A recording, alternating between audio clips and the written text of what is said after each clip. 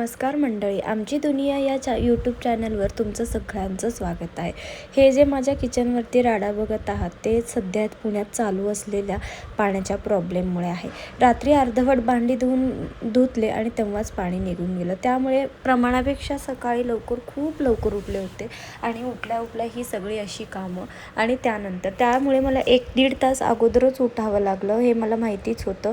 उठताना इतका कंटाळा येत होता नको वाटत होतं, पण समोर ढिगभर ही अशी कामं दिसत होती. त्याच्यानंतर ब्रश केला, डोळ्यातून झोप काही जात नव्हती, पण समोर डोळ्यासमोरून कामं पण हलत नव्हती. याच्यासाठी उपाय म्हणजे काय, मस्तपैकी अर्धा घोटका होईना चहा घेतला तर मोठी कामं पण लवकर होतात. त्याच्यामुळे पहिल्यांदा ब्रश केल्यानंतर चहा करून घेतला आणि त्यानंतर म्हणलं की सगळी कामं पटापट करावी. जी रात्री अर्धवट ढिगभर भांडी धुतलेली होती ती अगोदर लावून घेतली, व्यवस्थित ती लावून घेतली आणि त्याच्यानंतर बाकीचे सगळे कामं करावं म्हणले. कारण भांडे आणि किचन साफ झाल्याशिवाय आपल्याला किचनवरती स्वयंपाक करायला देखील नको वाटतं. आणि हे रात्रीचं असं खरकट्याचं उष्ट्याचं हा किचन ठेवून झोपायला पण आपल्याला आवडत नाही. पण काय करणार, अचानक पुण्यात सध्या इतका पाण्याचा प्रॉब्लेम सुरू आहे. आमच्या सोसायटीत नाही तर सगळ्यांच्या सोसायटीत हा प्रॉब्लेम सुरू आहे आणि टँकर देखील इथे उपलब्ध होत नाही आहे. मग अशा वेळी आपण पण थोडंसं सपोर्ट करावं ना, ते काही मुद्दामून करत नाहीत. असो, या सगळ्या गोष्टी झाल्या बाजूला, पण आपली बायकांची कामं ही भांडी धुवायची, कपडे धुवायची खूप राहून जातात आणि किचन क्लीन नसल्याशिवाय आपल्याला काही सुधरत देखील नाही आणि कामं देखील होत नाही. त्याच्यानंतर इथे सगळी कामं भांडी मी लावून घेत होते एक करून. ढिगभर म्हणले तरी सकाळची पण भांडी मी सकाळी पण लवकर पाणी गेल्यामुळे स्कूलवरनं आल्यानंतर भांडी धुवायला घेतले होते.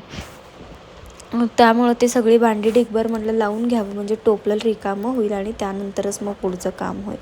अशा प्रकारे सगळे भांडी पुन्हा जमा केला आणि ते धुवून घेण्यासाठी थांबले. इतका कंटाळा येत होता, असं वाटत होतं की काम कधी एकदा होतं. आणि हे पाणी नसलं ना खूप प्रॉब्लेम येतो बायकांना बरं का. प्रत्येक वेळेला त्यांना पाण्याची गरज लागते आणि काम करताना कसं प्रत्येक वेळेला आपल्याला किचनमध्ये कंटिन्यू बेसिनच्या नळाकडे हात जातो.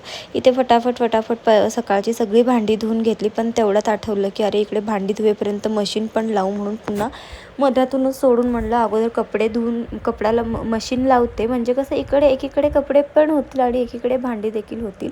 म्हणून एकीकडे आता मशीनला कपडे लावून घेते आहे. मशीनला पण तसंच कपडे टाकून दिलं. मशीनचं काम करतं तोपर्यंत आपलं भांडे देखील होतील असं वाटलं, म्हणून मशीन ही देखील लावले. मशीन असल्यामुळे खूप इझी जातं. हाताने धुवायचं असेल तर मग अवघडच होतं, पाठ कंबर एक होऊन जाते. या मशीनमुळे बरेच कामं आपली सोपी होतात. मग त्याच्यानंतरनं ही उरलेली भांडी धुवून घेते आता. खरंच पाणी नसलं ना सगळंच अवघड होतं जीवनाचं. आता तरी काय पाऊसच नाही आणि धरणातलंही पाणी कमी होत आहे. 1 दिवसाआड पाणी, या सगळ्याच गोष्टी पुण्याच्या शहरातच अख्ख्या पुण्यामध्ये सगळीकडेच सुरू असल्यामुळे ह्या अशा गोष्टी सहन कराव्या लागतात. टायमिंग नाही पाण्याला एकही, कधी येतं कधी जातं कंटिन्यू. मग आपली रुटीनची जी कामं आहेत ती मागे पडतात. नाहीतर कसं, सकाळी माझी स्कूल असते, मला 8ला स्कूल असते, 7:30पर्यंत घर सोडावं लागतं ना. मग त्यावेळेत मला ही सगळी कामं आवरूनच जावी लागतात. त्यामुळे ही सगळी रात्रीची भांडी आहेत ना मी रात्रीच धुते, ओठा क्लीन करून ठेवते, जेणेकरून सकाळी उठल्या आपल्याला चहा स्वयंपाकासाठी ओठा क्लीन असावा.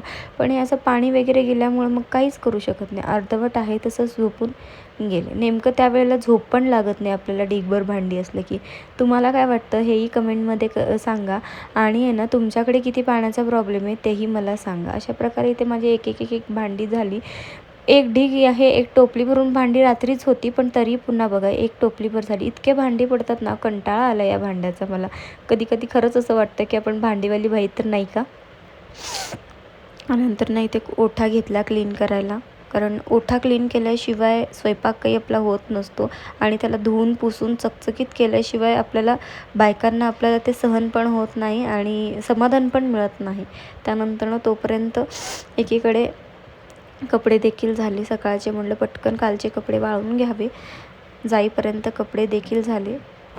त्यानंतर म्हणलं बाकीचे कामं करून घ्यावीत आपली.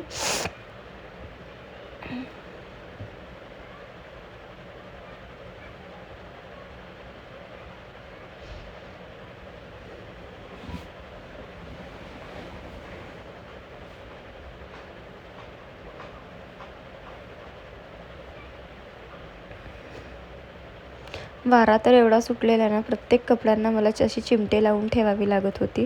कारण आम्ही राहतो 6व्या फ्लोअरला. वाऱ्याने सगळे कपडे इकडे तिकडे उडून गेले असतील ना, तर त्यामुळे अशा प्रकारे कंपल्सरी मला चिमटे लावून ठेवावीच लागतात. आणि त्यानंतरनं मी आता कामाच्या शेवटच्या टप्प्यावरती आलेली आहे. हे झाडू आणि पोछा.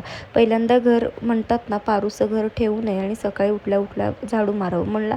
पण अगोदरच आपली एवढी मोठी भांड्याची कामं होती, ती ढिगभर भांडी झाल्यानंतरच मी मग हे सगळ्या गोष्टी ओटा वगैरे क्लीन झाल्यानंतरच झाडू मारून घेतला आणि त्यानंतरनं पोछा मारला. पोछा देखील मारला आणि त्याच्यानंतर मग आंघोळीला गेले. इतकं कामं असतात ना सकाळची, अशी वाटतात. एवढी ही सगळी कामं मी या व्हिडिओमध्ये 6 ते 7 मिनटात दाखवते, पण हे काम ॲक्च्युअलमध्ये करायला 1.5 तास लागला. आणि मी ना 1.5 तास अगोदर खूप लवकर उठले होते, जेणेकरून मला वाटतं 4:45लाच मी उठले होते. पाणी येईल, अगर न येईल काय होईल म्हणून. पाणी आलेलं दिसलं, चेक केलं, पाणी होतं. कसा वाटला व्हिडिओ शेवटपर्यंत बघा आणि लाईक शेअर करायला